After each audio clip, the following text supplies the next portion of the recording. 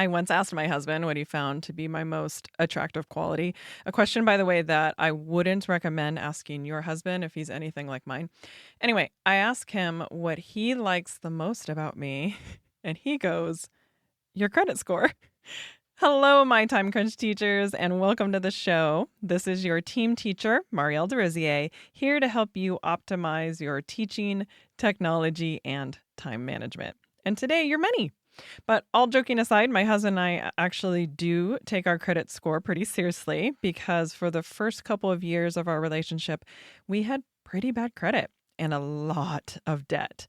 And we worked really hard to change that around. So today I'm going to walk you through the exact steps I used to dig myself out of credit card debt, all while working on a teacher's salary. And yes, it's true. Today I have an 850 credit score. I know, super hot, right? All right, step one is to take an honest look at your money. But before I jump into the specifics, if it wasn't abundantly clear already, I am not a financial advisor, nor am I any sort of expert in finance. I'm literally just some lady on the internet sharing my personal experience about how I was able to become debt free. I highly recommend going to an actual professional who can take a deep dive into your personal finances and get you on the path to fiscal independence. I do think that some of my budgeting tips can be very helpful jumping off points for you, though, to get started. But talk to a real person at some point. Additionally, our situation may not be exactly like your situation. We were basically living beyond our means. But you may have taken on debt for reasons beyond your control, like being laid off from a job or having a lot of unforeseen medical bills. So it may not be possible for you to make drastic budget cuts. But if you're like us, overspending and having no idea how to budget, then these tips might be a good starting point for you. All right, in order to take an honest look at your money, you need to begin talking about money with your partner or spouse if you have a multi-income household. It is one of those areas in life that you cannot afford, literally or figuratively, to keep secrets. Now, I did not grow up in an era or culture where money was talked about, so this was a skill I had to learn. But I'm telling you, it will absolutely benefit you moving forward. You need to be able to put all of it on the table so that you can have an honest, realistic budget set for your household. There cannot be any surprises when budgeting. There are lots of online calculators and spreadsheets and that sort of thing in order to help you, but what matters most is looking at what money is coming in and what money is going out. You're going to have to write everything, yes, everything down. What we did is we just pulled up our prior month's bank statement and we created a ledger with reoccurring set expenses like rent or mortgage, or your car payments, utilities, monthly subscriptions, and another group with categories like food, household items, or personal items. Write it all down and total it up. You also need to have your total credit card debt on there too. Yes, the total, not the monthly minimum payment. Be sure to also include large annual payments like property tax or home insurance if you pay those in lump sums as well. Now, write down your average monthly income for your household. For teachers, that tends to be pretty easy because we're most likely salaried and get the same paycheck per pay period. But be sure to include any additional income that you might have too. Before you start budgeting, I want you to set some specific goals that will define what success looks like for you. This is really important because for us, we didn't really start with a long-term goal. We thought we did. Our goal was to pay off the debt. But what happened was once we paid that off, we didn't really know what to do with that money, right? We actually had a pretty large sum of money that we were throwing at the debt every month. And then once the credit cards are paid off, we needed to know what to do with that money. So think of it like redecorating your living room. Without a clear picture or goal in mind, it's really easy to get sidetracked or start wasting money on random things that don't fit into the larger vision for a space. That's the same with money. You need a determined endpoint that tells you, okay, now we feel secure. It's also important to set a goal beyond the we're just paying off debt, because once you get there, you might be tempted to just keep spending or acquiring just a little bit more of debt. And chances are, if you made it that far, you've made a lifestyle change. So you might as well start thinking about how you can make your money work for you in savings or some other way. Okay, here are my markers that I use to determine that I am fiscally fit and debt free, not counting my mortgage, of course. So I need to be able to bring in more money than I spend. I am able to pay off credit card charges in full before the end of the month. I can pay off large lump sum costs like my property tax without incurring interest or extra charges. I have $3,000 saved up in an emergency fund for things like unexpected auto repairs. And I have 3 to 6 months of full living expenses saved up in another account. If all of these are true, then I feel satisfied. And after living with debt anxiety for years, let me assure you, that feeling is amazing. Now, I admit, when we first wrote down those goals, they absolutely sounded like a joke. It felt so improbable that we would ever get to the point of having all of those things, not only debt paid off, but also all of those different savings points and ability to pay lump sum expenses off, that it almost paralyzed us from beginning, especially since our expenses far exceeded our income, hence the credit card debt. And it was hard. We really had to tighten the reins for a few years to get to that point. But I'll tell you what it allowed us to do. It taught us how to live within our means. Something I'm very, very proud of is the fact that while our salaries have obviously increased in the past 10 years, we have not succumbed to too much lifestyle creep. Lifestyle creep is where you start getting a better paying job. So now you want a nicer car, and maybe you're willing to put that big vacation on your credit card because, hey, it won't take that long to pay off, right? But for us, especially after living with anxiety around debt for most of our lives, it absolutely is no longer a hard choice for us. We always choose long-term financial freedom over short-term gratification from purchases every time. And the good news is, even though those first couple years of our money managing were really hard, we've been able to meet those goals for the last 10 years, and it's been great.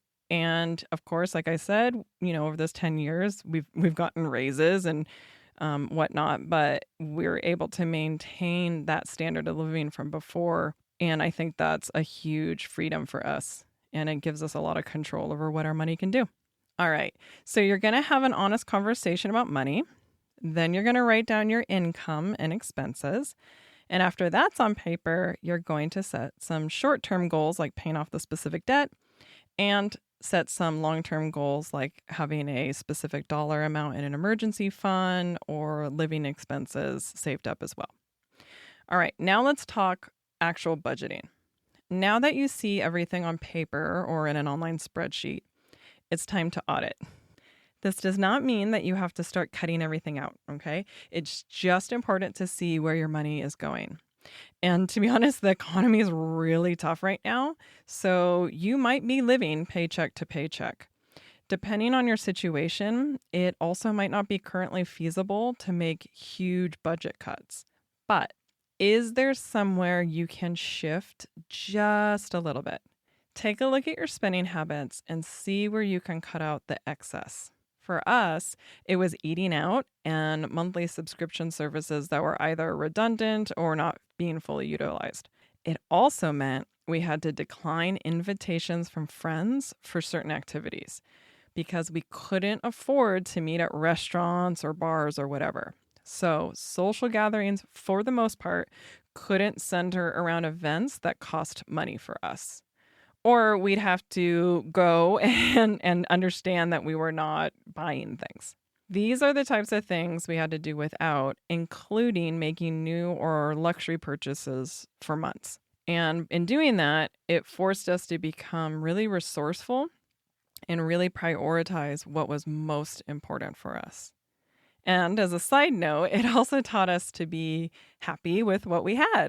It really honestly did shift our mindset from getting that dopamine rush from buying new things all the time to taking pride in the items we already owned and being happy with what we already had purchased. I might end up making another episode that's a deep dive into our specific method of budgeting, but for now, you're just going to need to look at what to eliminate so that your income is greater than your expenses. Then what worked for us was to create budget envelopes. Mine actually were virtual, not physical envelopes with cash in them, but you could certainly do that. We set weekly budgets for each category of envelope. So for food, gas, household items, and personal spending.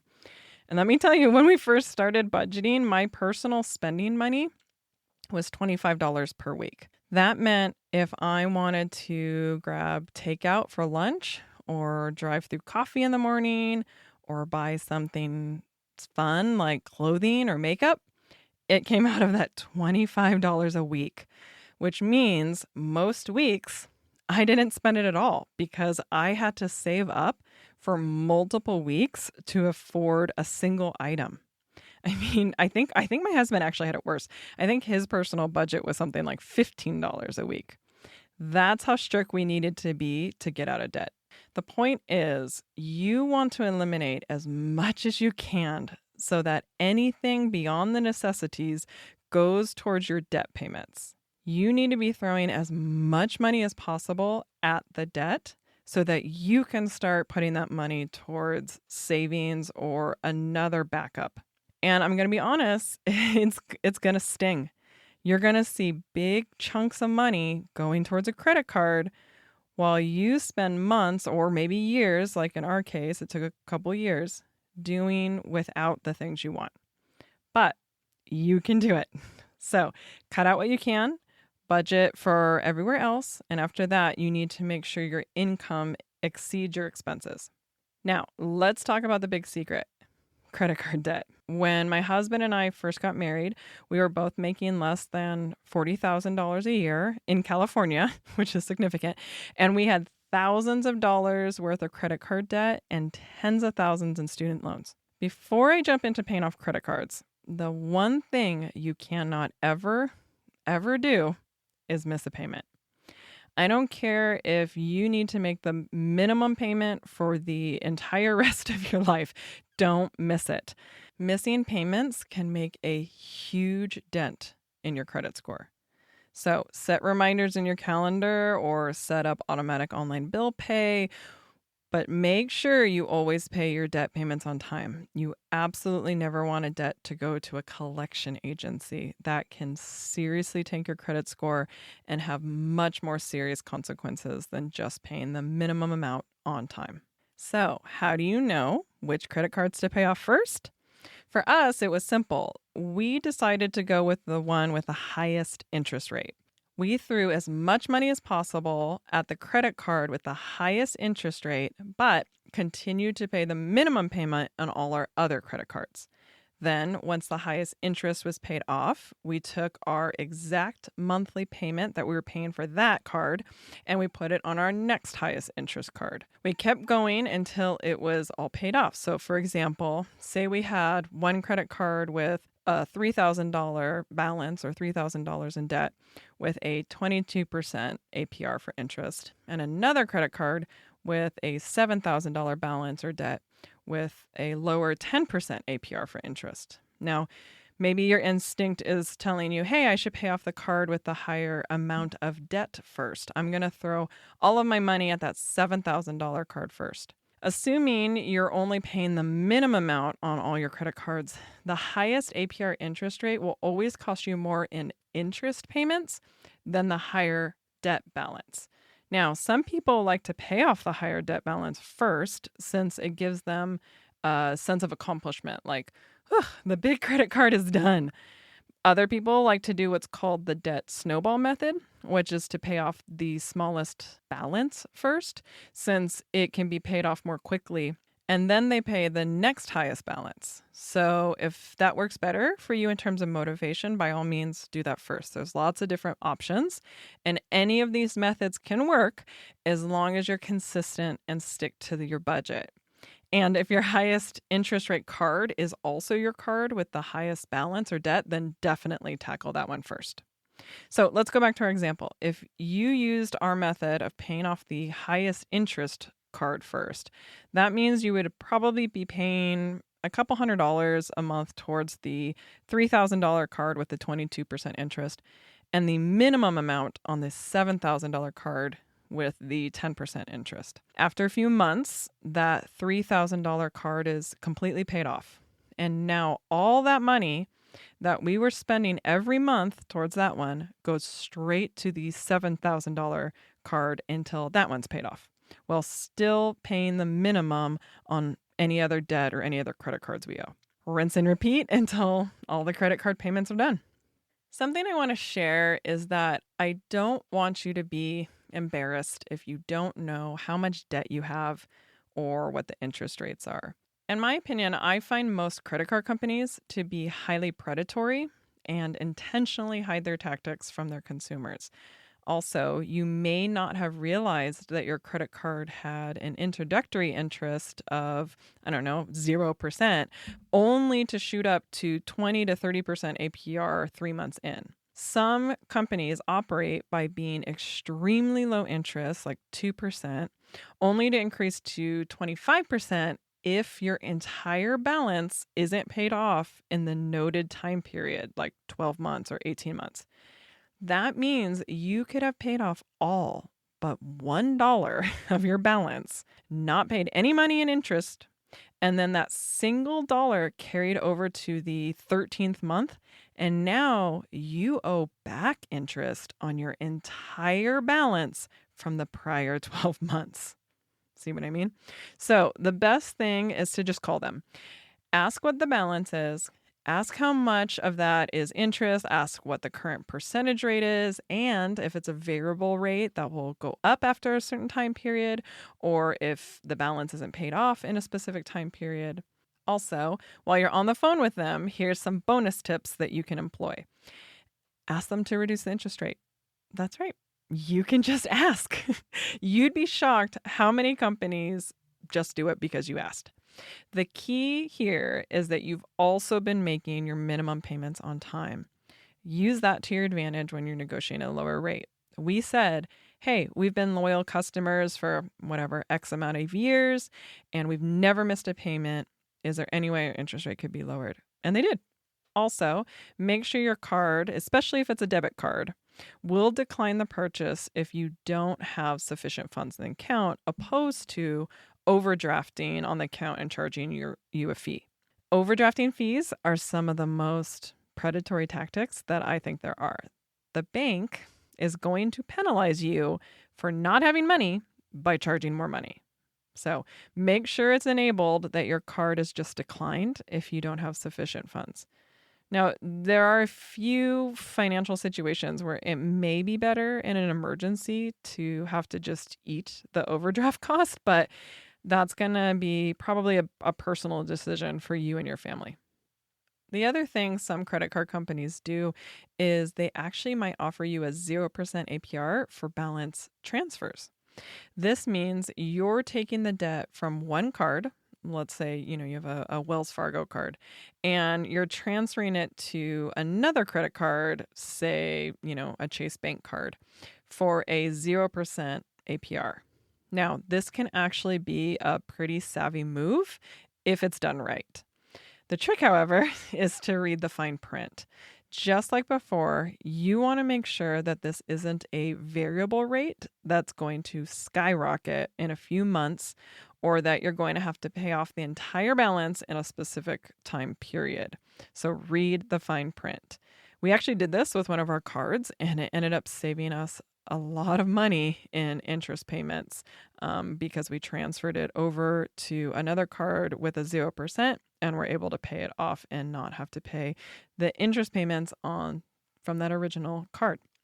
Here's the last tip I use to help drastically increase my credit score. One of the factors they use to determine your credit score, besides your payment history and whether it was on time, is your debt to credit ratio. This means how much debt you owe in relation to your overall line of credit. So, for example, say I have a credit card with a $10,000 limit, but I only owe $500 on it. Well, my debt to credit ratio of $500 to $10,000 limit is relatively low. But if I maxed out that credit card and now I owe $10,000, then my debt to credit ratio is going to be extremely high. So credit score agencies like it when you have a credit line, but you're not maxing it out. This is why we decided not to close our credit cards after they were paid off, even though they had, or some of them had, super high interest rates, and we didn't want to use them because of that. We wanted to make sure, though, that we maintained our high credit line even after we paid off our debt to maintain that really good debt to credit ratio. Now, I wouldn't necessarily recommend this tactic if you're the type of person to be tempted to put charges on those cards after you've paid them off. In that case, maybe you do have to close the account so it doesn't tempt you. But just know that there's risk involved with that, and you might be better just cutting up the card or putting it out of reach. Speaking of, I hope it goes without saying that during this extreme budgeting, you need to stop charging items on your credit card. The only thing worse than skipping debt payments is to incur more debt. So that might mean you have to cut up or hide your cards, or at the very least, you need to remove all of your automatic payment fields from online shopping accounts like Amazon or what have you, because you need to make it harder for you to buy things. It's shocking to me how many items or impulse items, I should say, I choose to just skip buying because it means I have to physically get up off my butt, go upstairs, take my credit card out of a box, and hand type in all the numbers into an order. So when all else fails, sometimes making something have a bit more effort really is enough to stop you from doing it. Also, if you are not sure what your credit score is, you can get it for free once per year from the 3 different credit agencies. Now, this is assuming you're in the United States. The 3 main credit agencies are Equifax, or maybe it's Equifax, Experian, and TransUnion, and they use slightly different methods to calculate your credit report, but they end up being, pretty close to each other when they're averaged out. What we did is, because each of these credit report agencies will give you 1 free report per year, we didn't get them all at once, okay? Because then we'd have to wait a whole nother year to get the free report. Because they use pretty similar methods and your score is going to be pretty much the same amongst them, we did one first. So say you do the Equifax one first. Then we waited 4 months and we got the Experian one. And then we waited 4 more months and got the TransUnion one. And now it's been a year and we can go back and get the Equifax one. So if you space them out like that, instead of waiting an entire year to get all 3, you can be checking in on them every couple months and have it go on indefinitely to monitor your credit report. Some banks actually are starting to do this now as well. So you might be getting notices or whatever through your bank what your credit score is. So either those can work, but they should be free. Don't pay for your credit reports if you don't have to. What's really great about having those credit reports too is they will show you all of the credit cards or debt that you have, how long they've been opened, if you've missed any payments, if any of them have gone to collections, maybe you don't know about. And what's great about that is when we looked at ours, we realized there were credit cards that we didn't use anymore, but we realized we also weren't using them. Like they were still sitting on there and they were something that we didn't consciously kind of realize we had or that we were using. So I would really suggest going in there. You can also dispute things. Like, so say, for example, you've always made a payment on time, but one of the credit card companies or places where you hold debt have said you've missed payments or whatever. You can look into all that as well. So I highly recommend getting those reports so that you have a starting point and you know where you're going from in terms of credit. And then eventually it is really nice once you get your credit score up enough. Knowing that is super important when you go to do things that require a credit score. So maybe that is, buying a car or getting a mortgage for a home, that sort of thing. Knowing that you have a specific number, especially if you've gotten it quite high, can be a very powerful negotiating technique. And I would highly recommend not entering into any of those large purchases without knowing that number first. If you're listening to this right now and you have a lot of debt and it feels like an insurmountable task to pay it off, I just want you to know you're not alone. And if you're anything like I was, you might be thinking, man, if I could just make a little more money, or if I just had some sort of side hustle or extra cash flow, it would be enough. Like, all I need is more money and all these problems will go away. And, maybe that could be true. However, I will tell you a huge benefit to having debt, especially if it feels like that takes a long time to pay it off, is that it will absolutely make you value what it feels like to be debt-free. I really wish I had the words to convey to you how amazing it felt the first time we took our huge monthly payment that we used to pay towards our credit card debt every month for years. And we got to take that lump sum and finally put it in savings instead of a credit card payment. That was the best feeling ever.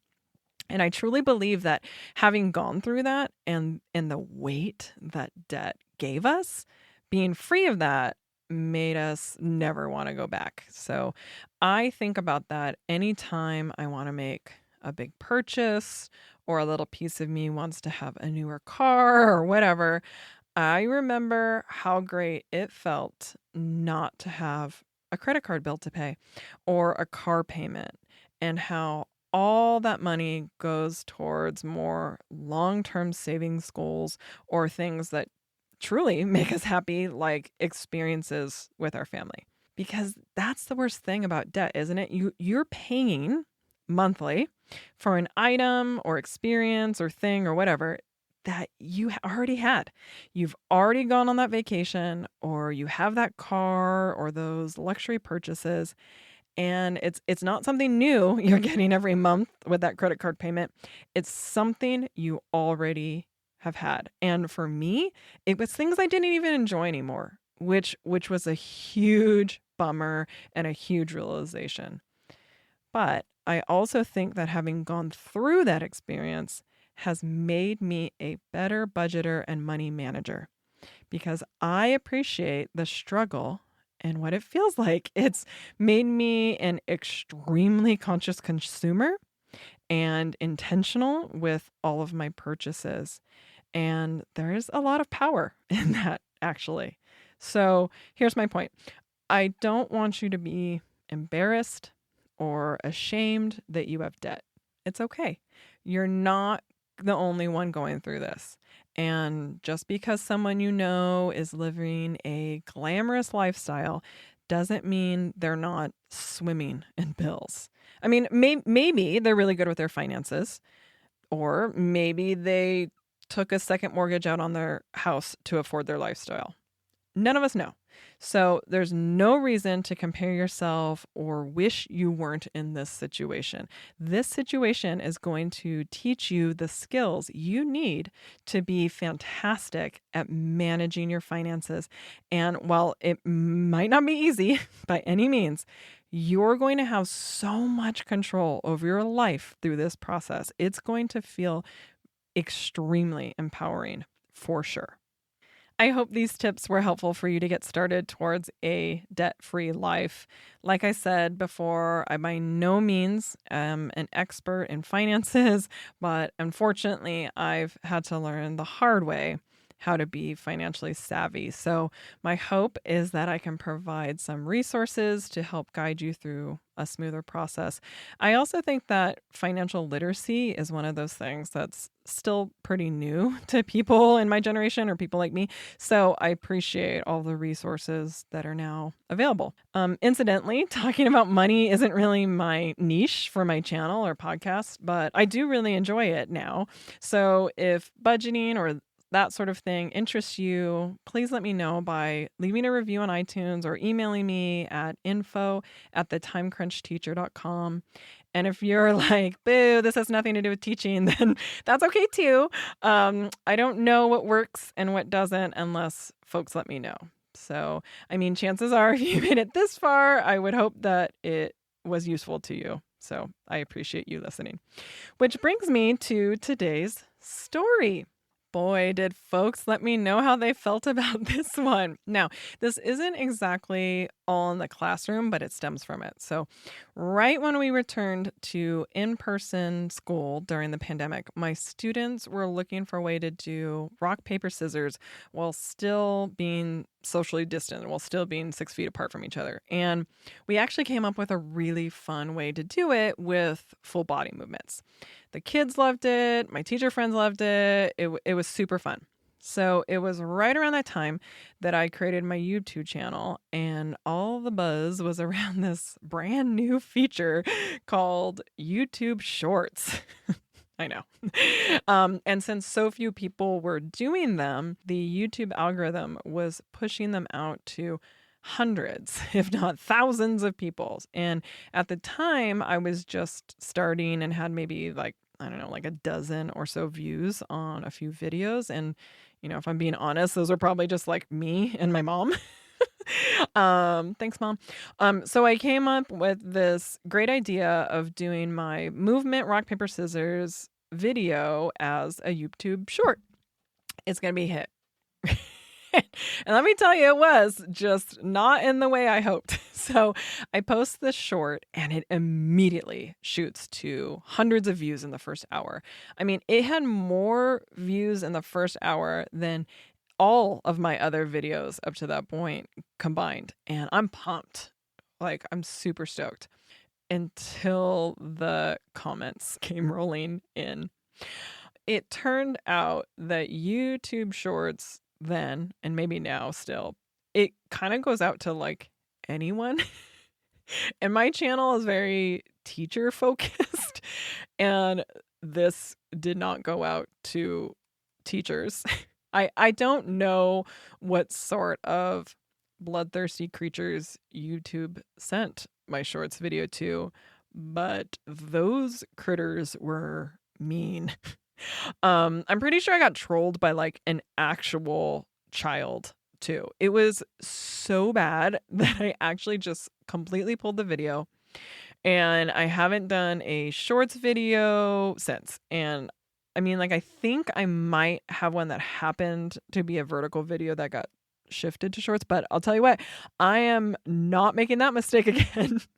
I like to imagine what sort of world these people live in, that a 20-second video of me showing a classroom game with no talking at all, just music, was enough to send them into a rage spiral, log into their account, click on the comments button, type out some angry feelings, and hit submit.